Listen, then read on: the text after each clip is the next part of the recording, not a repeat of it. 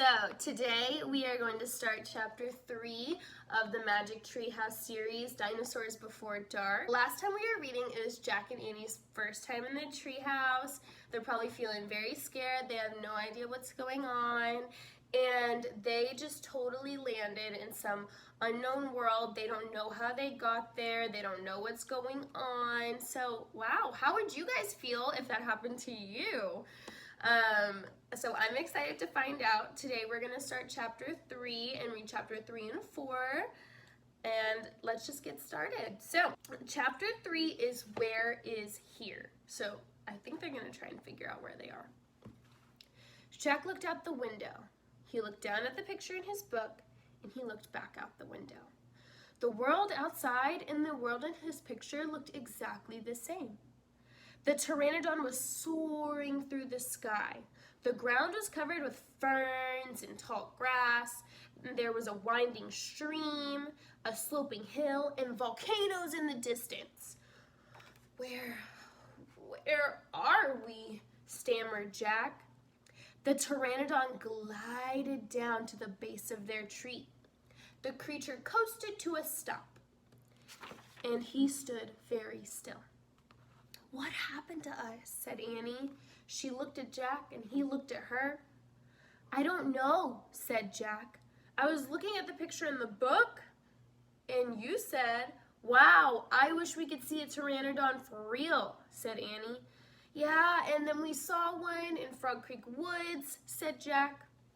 "Yeah, then the wind got loud, and the treehouse started to spin," said Annie. "And we landed here," said Jack. "And we landed here," said Annie. "So that means," said Jack. "So that means what?" said Annie. "Nothing. This can't be real." Annie looked out the window again. "But he's real," she said. "He's very real." Jack looked out the window with her. The pteranodon was standing at the base of their oak tree like a guard. His wings were spread out to either side of him. "Hi!" Annie shouted. "Shh!" said Jack. "We're not supposed to be here."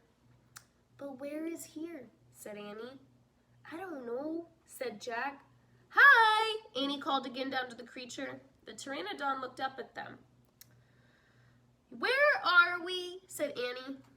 "You're nuts," said Jack. "He can't talk to us." "But maybe this book will help." Jack looked down at his book and he read the words under the picture. The flying reptile lived in the Cretaceous period. It vanished 65 million years ago. No, impossible. They couldn't have landed in a time 65 million years ago. "Jack," said Annie. "He's nice." "Nice?" "Yeah, I can tell. Let's go down and talk to him." "Talk to him?" Annie started down the rope ladder. "Hey!" shouted Jack, but Annie kept going. "Are you crazy?" Jack called. Annie dropped to the ground and she stepped boldly up to the ancient creature. Chapter 4. Henry. Why do you guys think that chapter 4 is named Henry? Let's see. Jack grasped as Annie held out the other hand. When you grasp something, it's like when you grab it. So he's grasping her hand like this. "Don't get too close to him, Annie," Jack shouted. But Annie touched the pteranodon's crest. She stroked his neck. She was talking to him. What in the world was she saying? Jack took a deep breath. Okay, he would go down too. It would be good to examine the creature, take notes, like a scientist. Jack started to go down the rope. When he got to the ground, Jack was only a few feet away from the creature. The creature stared at Jack. His eyes were bright and alert. "He's soft, Jack," said Annie. "He feels like Henry." Jack snorted. "He's no dog, Annie." "Feel him, Jack," said Annie. Jack didn't move. "Don't think about it, Jack. Just do it." Jack stepped forward. He put out his arm very cautiously. He brushed his hand down the creature's neck. Interesting. A thin layer of fuzz covered the pteranodon's skin. Soft, huh?